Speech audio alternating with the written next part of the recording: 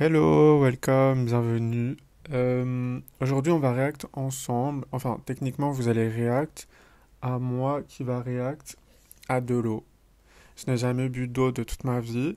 Donc là, c'est de la marque cristalline. Ouais, donc on va voir, hein, let's go.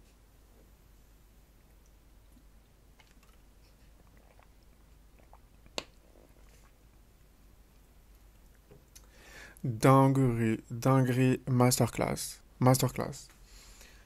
Prime. On peut dire que c'est le prime de la boisson, en fait. Non, dinguerie. Cristalline, dinguerie. Aujourd'hui, on va parler du concept de React.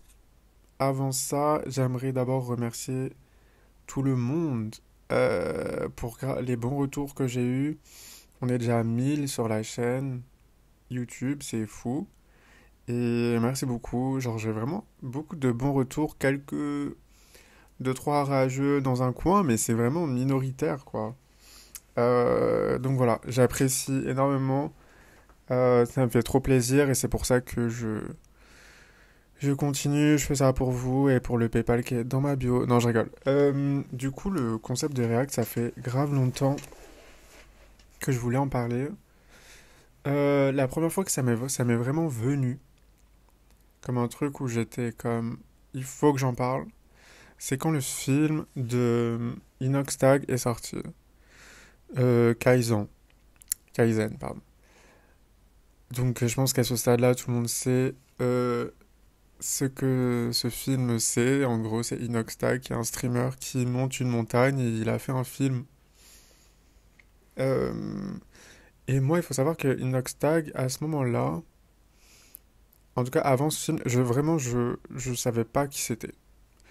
J'avais entendu comme ça de loin, on me disait son nom, j'étais en mode ouais, peut-être, je sais pas trop. J'ai jamais consommé son contenu et faut savoir que je sais que c'est un peu trendy et tout, mais c'est vrai que la randonnée, etc., la montagne, c'est pas des choses qui m'intéressent tant. Donc j'avoue, quand j'ai vu que son film sur lui qui monte l'Everest était genre sur ma For You page TikTok, sur ma TL Twitter, sur mon feed Instagram, je me suis dit, mais Inoxtag, en fait, il m'attend en bas de chez moi, c'est pas possible, c'est quoi le délire, en fait? Pourquoi l'algorithme qui me connaît tant, qui est d'ailleurs l'algorithme qui, j'allais dire la personne, carrément, qui est l'entité à qui je fais le plus confiance. Je fais plus confiance à mon algorithme que la plupart de mes amis proches, en fait. Pour vous dire à quel point l'algorithme me connaît, elle connaît mes plus sombres secrets. C'est vrai. Et donc là, je me suis dit, mais il y a un bug. Pourquoi l'algorithme, elle me propose le film d'un mec qui monte une montagne, en fait? J'ai pas compris. Mais en fait, c'est pas le. C'était même pas des posts sponsorisés ou genre lui qui faisait sa pub ou sa promo. Non, non, non. En fait, c'était que des gens qui réagissaient à son film, mais en fait, qui réagissaient pas à l'objet visuel qui est son film. Ils réagissaient plutôt au sujet Kaizen de Inoxtag. Ils réagissaient plutôt à cette espèce de polémique qui a été ce film. Et donc, il y a eu deux. Il y avait un peu deux. Disons deux côtés. Donc, le premier qui était plutôt critique de c'était un film très maladroit, tu nous parles de se déconnecter du numérique alors que t'es littéralement streamer et c'est comme ça que tu fais ta thune et puis en plus ton film il est sponsorisé par genre Bouygues ou je sais plus Free ou peu importe, en tout cas un opérateur téléphonique. Et puis en plus t'es là, l'instrumentalisation des Sherpas qui sont ces gens qui t'aident à monter l'Everest. Voilà, plein de choses maladroites dans le film, des critiques qui, ma foi, sont quand même assez entendables et en vrai, pour la plupart, je suis quand même assez d'accord. Et puis de l'autre côté, c'était une espèce de défense de. euh, ouais, vous êtes quand même un peu jaloux, vous êtes assez aigri. Ça, c'est vraiment un truc de français. C'est vraiment la France qui n'aime pas être témoin de success story en fait. N'aime pas les gens qui réussissent. Vous êtes grave des rageux. quand même, qui est un argument. euh, voilà, si t'as 12 ans, peut-être, mais c'est pas un argument. C'est pas un argument. Et en même temps, il y a quand même un truc de. Peut-être que l'aigreur en France, peut-être qu'elle est bien réelle. Mais c'est ce qui fait notre charme. Je sais pas. Mais je pense qu'il y a quand même un truc assez réel dans cette idée de d'aigreur et d'esprit critique euh, qui, je pense, quand même est assez sain. Oui, on est un peu aigri, mais ça reste sain d'avoir un esprit critique. Euh, je pense à une vidéo que Combini vient de sortir sur la meuf qui crie j'ai envie d'un burger. Et ils ont fait une vidéo là-dessus, et genre ça a pas été très bien accueilli. Et puis là, ils ont refait une vidéo en mode pourquoi aux États-Unis, quand une personne devient une ref et devient un mème, cette personne réussit à capitaliser dessus et tout le monde l'applaudit, etc. Alors qu'en France, dès que quelqu'un devient connu pour quoi que ce soit, blabla, tout le monde est aigri et tout le monde appelle à la culture du vide, etc. Blabla. Je suis en mode, je sais pas qui gère les réseaux de Combini, mais vous avez pété les plombs, hein. La community manager de Combini, t'as pété les plombs, t'as trop le seum. C'est quoi le délire? Aucun rapport. Mais en fait, c'est pas le sujet, mais ça m'a trop saoulé. Faut que ça sorte de ma tête. Mais je suis juste en mode. En fait, je peux pas. Désolé, je peux pas. Bon, changeons de sujet. Hmm. À quel moment, genre, les États-Unis sont un exemple de comment on doit traiter les médias et la culture? Littéralement, les États-Unis, leur culture, c'est de pas avoir de culture. Genre, leur culture, c'est littéralement le divertissement. C'est genre. C'est ce que nous, on appelle culture du vide. Et encore, si je dois le vulgariser. Bref. Pardon. Parenthèse fermée. Peut-être que j'en reparlerai un jour. Mais en tout cas, pour revenir à Inoxtag, j'ai trouvé ça quand même surprenant que, en fait, c'était vraiment très très présent dans mes algorithmes parce qu'en fait, les gens avaient décidé de réagir, de faire des collages, de faire du react, de critiquer blabla. Et c'est ok, comme j'ai dit précédemment, je trouve ça trop bien qu'en France, on ait encore ce truc d'esprit critique, c'est tellement vital. Pour autant, je pense qu'il faut pas oublier que... comment dire? Faire la critique de quelque chose, c'est aussi le faire exister. Et là, je pense à Donna Haraway, qui est une philosophe penseuse américaine, qui est vraiment une de mes personnes préférées sur cette planète Terre, vraiment, qui a dit un jour, le problème des intellectuels, c'est que ils sont tellement concentrés à essayer d'élaborer la critique la plus profonde et juste du système capitaliste qu'en fait ils en oublient de le critiquer, ils en oublient pourquoi ils font ces critiques et pourquoi ils travaillent sur ces critiques et surtout en fait ils le font exister plus qu'autre chose. Ils ne cherchent pas de solution, ils ne cherchent pas de j'allais dire de contre-uno, de de solutions, ils font surtout exister le capitalisme parce que oui, critiquer le capitalisme c'est bien, mais ça le fait aussi exister, bref. Et je trouve que ce schéma-là, un peu, de pensée, il est complètement applicable sur cette idée de React. Et donc, du coup, le fait que tout le monde réacte à ce film a été, du coup, la manière dont il a mieux existé, en fait. Et ça a été une super promo. Et ça, en vrai, bon, c'est assez bateau. Bad buzz is good buzz. Buzz is buzz. Le problème des algorithmes, c'est qu'ils font pas la différence entre euh, contenu négatif, voilà, un peu bad buzz, blablabla, et juste réponse, interaction positive. L'algorithme, elle est en mode, c'est des interactions, period. Moi, je veux juste des stats. Ce qui fait que du coup, voilà. C'est pour ça que, que ce film s'est retrouvé partout, tout le temps, sur toutes les applications. J'étais en mode, mais j'avais trop peur de me lever la nuit.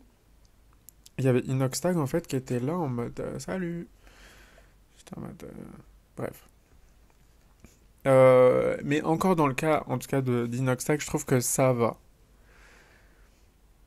Ce qui me gêne beaucoup plus, et je suis hyper critique en vrai avec ça, c'est plutôt aussi, c'est pas tant du React, mais un peu quand même, c'est le concept de collage aussi sur TikTok, qui est un peu ce truc où t'as une vidéo, je sais pas, de quelqu'un d'un peu problématique ou qui va dire une bêtise ou peu importe. Ou même si quelqu'un dit quelque chose, fait un TikTok, quelqu'un va répondre et il va faire un collage. Et donc du coup, une espèce de réaction au premier TikTok. Euh, bon bah voilà, rien de bien grave. Maintenant le problème c'est que il y a un peu un truc avec TikTok où ça va être des gens qui vont dire le truc le plus raciste du monde, le plus problématique du monde, le plus homophobe, le plus misogyne, peu importe.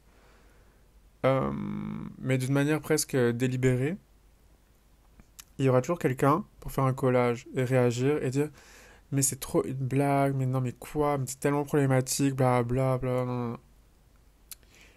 Et je trouve qu'on revient sur cette idée de ce que Donna Haraway a pu dire sur cette idée de critique qui fait exister en fait l'ennemi entre guillemets, euh, de vous donner beaucoup trop de lumière à ces gens, à ces personnes, à ces contenus en faisant des collages dessus. Et je comprends pas pourquoi on n'applique pas ces espèces de conseils qu'on applique quand même beaucoup IRL de l'ignorance est la meilleure des réponses, des mépris, je sais plus, c'est quoi le truc. Je comprends pas pourquoi on renormalise pas l'ignorance et ignorer en fait. Et j'ai l'impression qu'on va me dire, oui, mais si on ignore, ça veut dire que on valide et puis on fait, enfin, ça veut dire que c'est normal, etc. Pas vraiment en fait. Si on ignore, c'est surtout une réponse et une espèce euh, de contre... Parce qu'en fait, la meilleure des contre-attaques sur les réseaux, je trouve à mon humble avis, c'est l'ignorance parce que s'il y a bien quelque chose que l'algorithme déteste, en fait que toute personne qui fait du contenu sur Internet déteste, c'est littéralement l'absence d'interaction. Un contenu qui n'a aucune interaction est un contenu qui n'existe pas. Un contenu qui ne fait pas de stats est un contenu qui n'existe plus. Maintenant, un contenu qui a des interactions, bien qu'elles soient très négatives, est un contenu qui existe. Parce que, encore une fois, l'algorithme ne fait pas la différence entre interaction positive, interaction négative. Vous voyez ce que je veux dire? Et souvent aussi, ce qu'on observe, je trouve, dans les collages TikTok, c'est que souvent, les vidéos un peu problématiques, etc., ne font pas tant de vues que ça, en fait. Ne font vraiment pas tant de vues que ça, pas tant de likes que ça. Néanmoins, la personne qui va faire un collage sur cette vidéo fait beaucoup plus de stats, pardon, et beaucoup plus de vues. Ce qui, du coup, forcément, en conséquence, va donner de la lumière et faire ouais, donner de la lumière à la vidéo originale, à la vidéo problématique. Ce qui est quand même... ce qui n'était pas le but, je crois, quand on fait un collage pour dénoncer quelque chose. Je dis pas qu'il faut rien critiquer, attention, encore une fois, je le répète, l'esprit critique, notamment en France, heureusement qu'on a encore ça, c'est très important. J'ai pas envie qu'on devienne les États-Unis, no shade contre les États-Unis, mais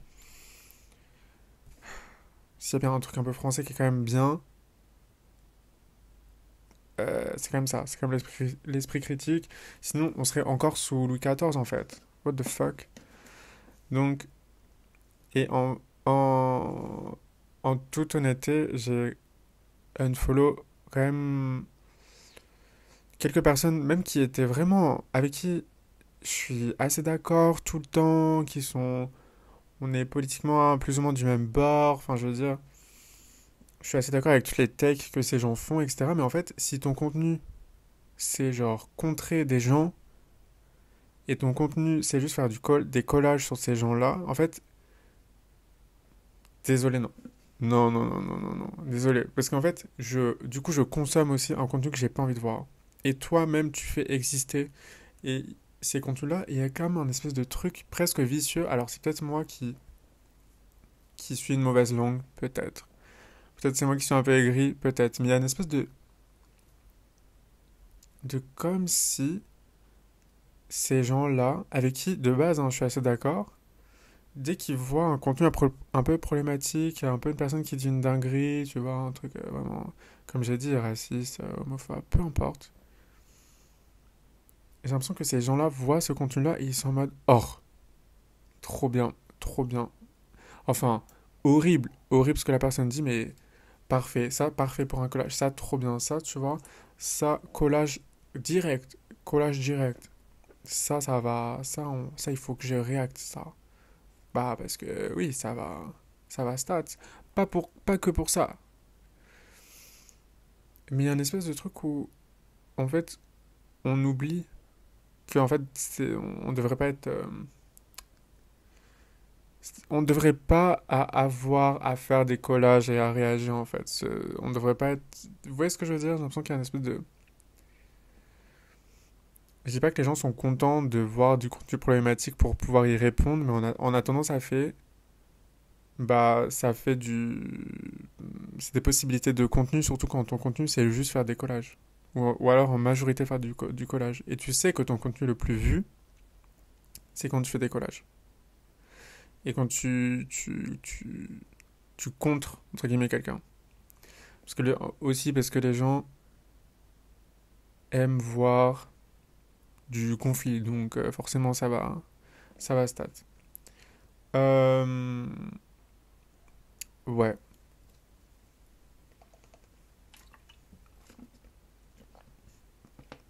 vraiment l'eau, masterclass.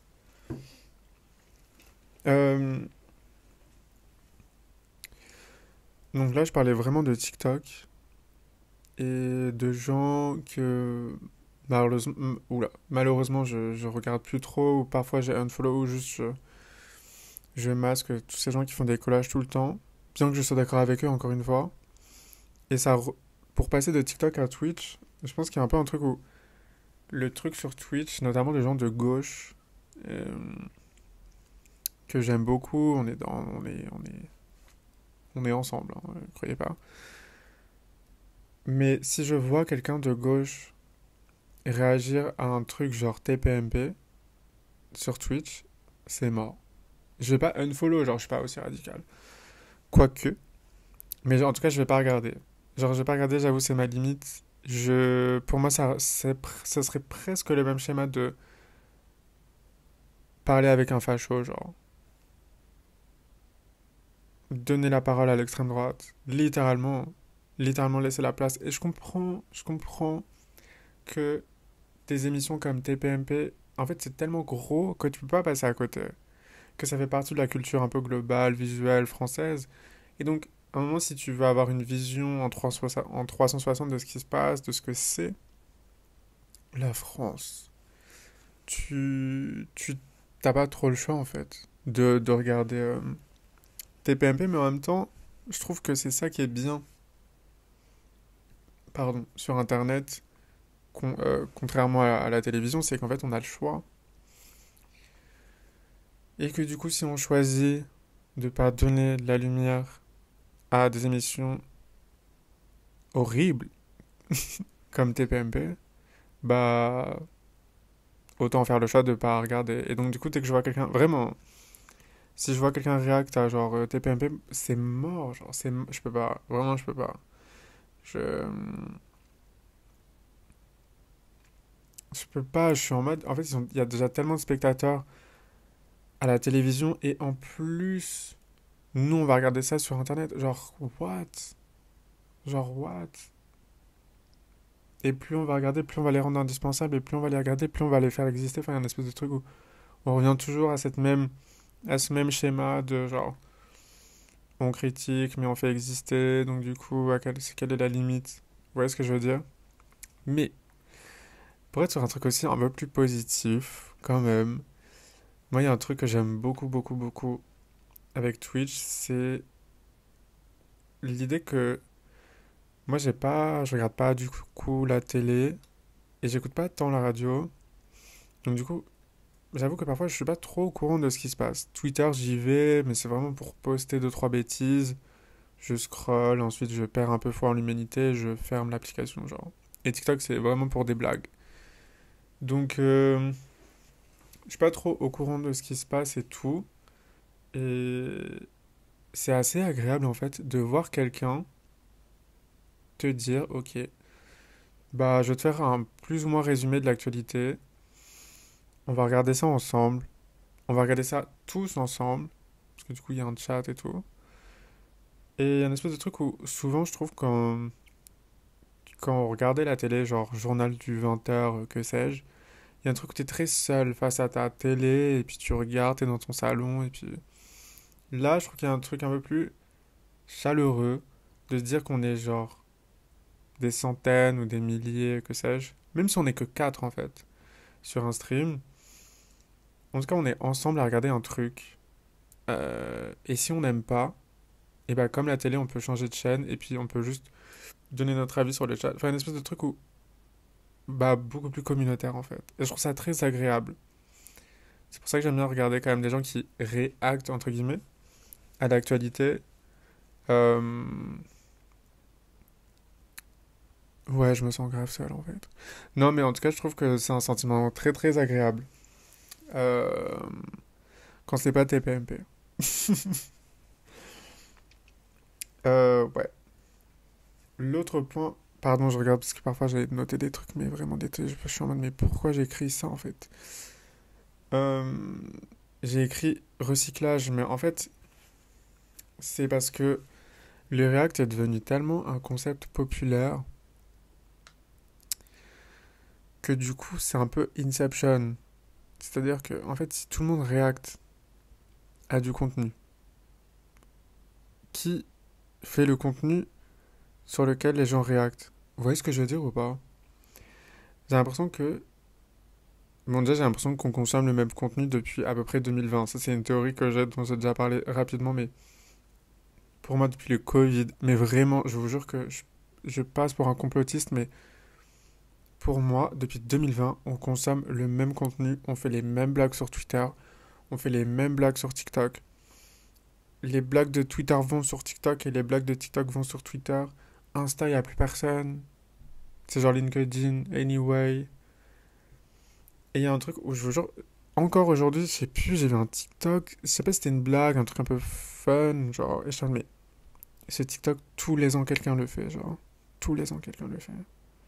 Et puis, il va y avoir Noël, du coup, il va y avoir encore le truc de Maria Carré, et puis ensuite Halloween, et puis nanana.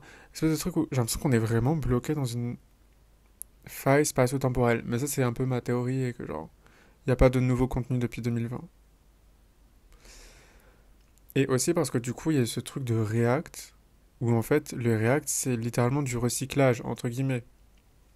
C'est-à-dire que c'est un truc que tu as vu sur Twitter, et donc du coup, quelqu'un va réagir au truc que tu as déjà vu sur Twitter, et puis peut-être que quelqu'un va réagir au quelqu'un qui va réagir au truc sur Twitter. Vous voyez ce que je veux dire ou pas? Et donc du coup, tout le contenu se recycle, c'est que du recyclage. Et donc du coup, c'est du recyclage pour refaire du contenu. Le React, c'est vraiment ça. Euh, Et combien de fois, genre, il y a du contenu que j'ai vu sur Insta, passer sur Twitter, enfin, du contenu Insta qui est critiqué sur Twitter, cette critique qui est ensuite React sur Twitch, et Twitch ensuite qui va sur YouTube. Qu'est-ce qui se passe, genre? Et je trouve que, du coup, on est vraiment dans ce truc de recyclage parce que j'ai l'impression que plus personne veut faire du nouveau contenu. En vrai, c'est très faux. Ce que je dis, c'est vraiment faux. Vraiment faux parce qu'il y a vraiment des nouveautés. Évidemment, Internet se renouvelle, il y a de nouvelles personnes qui font des contenus trop bien, etc. Mais c'est un peu un sentiment, en tout cas une intuition globale. Et pas que pour du contenu Internet. Je parle vraiment, en vrai, là, je parle vraiment de la culture en général. La pop culture, la musique, tout. Évidemment, il y a des nouveautés, mais il y a tellement de. J'ai l'impression qu'on tourne en rond. Mais en même temps, c'est normal. Je crois que c'est un truc très humain, ce système circulaire et tout, des choses qui se répètent. Donc, bon, ouais. Et enfin, j'ai fait TikTok, Twitch, et je vais juste faire YouTube parce que c'est vraiment du contenu que je consomme beaucoup. Surtout, enfin, il y a eu un moment où je consommais énormément de contenu React sur YouTube. Et c'était React musique. Des gens, littéralement, leur job, enfin, en tout cas, leur contenu, c'est de React à des albums qui viennent de sortir, à React, je sais pas, à des chansons, que sais-je. Et aussi des gens qui réactent à des animés, à des épisodes d'animés. Bon, ça c'est aussi sur Twitch. Et je mets les deux un peu ensemble parce que je trouve qu'ils ont en commun ce truc de d'overreact. C'est-à-dire qu'ils ont mis en place cette espèce de stratégie de l'overreact, c'est-à-dire que bah, overreact, c'est surréagir littéralement. Et ce truc très spectaculaire, très exagéré, très dramatique de d'entendre une musique ou de voir une scène dans un animé et de crier, de pleurer, de casser son crâne, genre, de vraiment balancer son bureau, d'être en Y face à cette musique ou face à cette scène d'animé. Et ce truc un peu d'overreact qui est tout sauf honnête, mais qui est quand même une très très bonne stratégie pour euh, nous piéger notre attention, parce que forcément on va beaucoup plus cliquer sur quelqu'un qui a littéralement les larmes aux yeux en train de crier que quelqu'un qui est juste en mode ouais ça va, c'est bien, ouais j'aime bien, forcément. Et donc du coup ce qui fait que cette envie-là de stats, de, de percer entre guillemets, ce qui est totalement légitime en plus, c'est totalement légitime et c'est normal, mais fait qu'en fait on n'a plus du tout de React. Enfin, il y en a, mais il y en a vraiment plus trop de React honnête et de React un peu. Euh, bah, de la vraie réaction en fait, et de l'esprit critique. Et là, c'est vraiment un truc de. On perd totalement cette idée d'esprit critique. Je dis ça, on dirait que c'est vraiment très grave, alors qu'en vrai, pas du tout. Enfin, peut-être. Mais je pense à cette. Je pense à deux exemples. À cette fille qui est connue pour réagir à des albums, etc. Et souvent, les gens, ils sont en mode, tu peux réagir à ça, tu peux réagir à ça. Et du coup, elle fait des écoutes d'albums. Et un jour, elle a écouté un album de Lady Gaga, je me souviens. Et une personne qui est quand même toujours un peu dans l'overreact, on peut le dire. Et donc, du coup, les gens aiment bien, c'est un personnage, voilà. Et puis, quand t'aimes bien de la musique, je sais pas, t'aimes bien un groupe et que tu vois une personne qui overreact sur la musique que t'aimes bien, en mode, ah, c'est trop bien, j'adore, c'est masterclass, hein. T'es en mode, ah, bah, trop bien.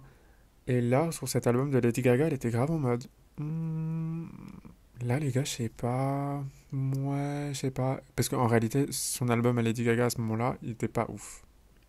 Disons-le, disons-le. Sauf qu'en fait, les gens la suivent pas. Ça va paraître un peu vexant, mais les gens ne la suivent pas pour ses avis sur la musique. Les gens la suivent pour ses réactions, pour cette espèce de personnage un peu surexcité dès qu'elle entend de la musique. Et donc là, elle s'est fait un peu incendier par, en plus, les fanbases. Il n'y a rien de plus dangereux qu'une fanbase, surtout d'une fanbase de genre, de pop, en mode Lady Gaga. Les gays et les gays sur Twitter, ils sont tellement dangereux. Aussi dangereux que les communautés K-pop, honnêtement. Et donc du coup, je me souviens qu'elle avait carrément... C'est pas une vidéo d'excuse qu'elle a fait. Elle a fait une deuxième vidéo de genre... Bon bah, deuxième écoute de l'album Lady Gaga, voilà. Deuxième chance. Et donc du coup, pendant cette vidéo, elle était en mode... non mais... Franchement, ça va, j'aime bien. Ouais, il fallait que je le réécoute une deuxième fois et tout. J'étais en mode, mais meuf. Mais en attendant, du coup, tout le monde était en mode, ok, trop bien, let's go. Genre, toute la comique qui revient. Forcément, la vidéo qui a fait plus de vues. Enfin, un espèce de truc où tu dois refuser l'esprit critique si tu veux percer euh, quand tu fais du React. Pareil, si tu critiques une marque, tu vas pas être invité au défilé. Tu vas pas être. Tu vas te faire un peu exclure de l'industrie. C'est normal. Enfin, c'est normal, non, mais ça s'entend. Et il y a un peu pareil ce truc avec la communauté animée, de genre. Je suivais un mec qui faisait du React comme ça animé, il était pas mal critique sur One Piece, Mais la communauté One Piece, c'est pareil. Déjà, les communautés manga, enfin, pareil, c'est terrifiant. Mais alors là, la communauté One Piece. Et donc, du coup, forcément, bah, tu te fais incendier et tu fais pas de vue, en fait. Des gens veulent voir des gens qui vont approuver leur goût. On veut pas avoir des gens qui vont pas aimer ce que toi t'aimes. En fait, j'ai envie de voir des gens qui vont approuver les choses que j'aime. Donc, si j'aime One Piece et je trouve que c'est une masterclass, j'ai pas envie que quelqu'un soit en mode genre, non, c'est mid en fait. Et donc, du coup, tout le monde a compris ça et c'est normal. Donc, tout le monde met à la poubelle son esprit critique pour juste faire du spectacle et être en mode tout est bien, tout est incroyable. Et donc, il y a une espèce de truc où tout le monde est un peu genre Disneyland. C'est genre, tout le monde est hyper optimiste sur des trucs qui sont vraiment médiocres, sans vouloir, voilà. Et ce qui fait que, ouais, vraiment, tout est un peu médiocre. Et ça, c'est vraiment partout, hein. Je trouve que ça se voit surtout dans la musique. Dans la musique, la pop musique. Genre, je suis en mode, est-ce que la barre est aussi basse? What? Ou est-ce que c'est moi qui suis hyper méprisant et genre hyper snob? Peut-être, en vrai, je l'espère pas. Euh, mais du coup, là, c'est un peu un cas de React, en tout cas l'overreact, qui est en train de détruire totalement l'esprit critique et surtout euh, qui fait pas du bien à la culture, en fait. Et pour autant, en vrai, je trouve ça, moi, je trouve ça trop, enfin, je trouve ça vraiment très drôle quand je vois, je sais pas, un animé que j'aime bien et je vois quelqu'un qui pète son crâne face à une scène que je connais. Je suis en mode, ah, mais là, il va grave péter son crâne et il pète son crâne, genre. Je suis en mode, ah, c'est trop drôle, c'est trop bien. Mais c'est trop bien quand ça arrive, genre, sur une scène dans un épisode où tu sais que là, c'est légitime. Mais quand c'est tout le temps, t'es en mode, ok, j'ai l'impression d'être face à genre Mickey Mouse, tu vois, qui est en mode jeu d'acteur et qui genre juste va s'écrier un truc. Et puis en plus, ça s'accompagne toujours d'un espèce de vocabulaire, un peu de ce truc de masterclass, dinguerie, prime, le poulet. Ok. Je trouve que c'est ce vocabulaire qu'on a beaucoup trop utilisé pour tout et rien. Du coup, plus rien n'est masterclass, plus rien n'est prime, plus rien n'est une dinguerie. Tout est nul. Non, je rigole. Mais vous voyez ce que je veux dire? Euh, Tout ça pour dire que moi j'aime beaucoup le React. C'est vraiment, encore une fois, c'est, je pense, le type de contenu que je, je consomme le plus. Je trouve qu'il n'y a rien de plus humain que de vouloir regarder un autre humain réagir avec ses émotions d'humain à quelque chose. Je trouve ça beau d'une certaine manière. Ça a ses limites, comme je l'ai expliqué. Euh, je sais que j'ai oublié plein de choses. Écoutez, de toute façon, comme toutes les vidéos, il n'y a rien de structuré. C'est très bavardage vibe. Sur ce, mais il fait nuit en fait. My God. J'espère que vous avez. Dites-moi ce que vous en pensez en fait dans les commentaires. J'ai envie d'en faire une partie 2 carrément. Mais j'espère que vous avez bien aimé. Écoutez, la casquette PNJ est disponible dans ma bio, il en reste plus beaucoup. Mais voilà, ça vous intéresse. Et qu'est-ce que je voulais dire d'autre? Ah oui, le podcast est disponible. Enfin, c'est pas vraiment un podcast, mais un peu, je sais pas. Est disponible sur Spotify depuis pas longtemps, voilà, parce qu'on me l'a grave demandé. J'étais en mode ok, pourquoi pas, let's go. Et du coup, je l'ai mis. Euh, voilà. Je vais tout regarder ce que je viens de faire là, parce que ça fait 30 minutes et je sens que je vais pas. Allez, je vais la poster. Ouais. Les amis, prenez soin de vous. See you soon. Si vous avez des suggestions même de sujets, n'hésitez pas. Et ouais. Buvez de l'eau et de la cristalline, c'est important. Bisous.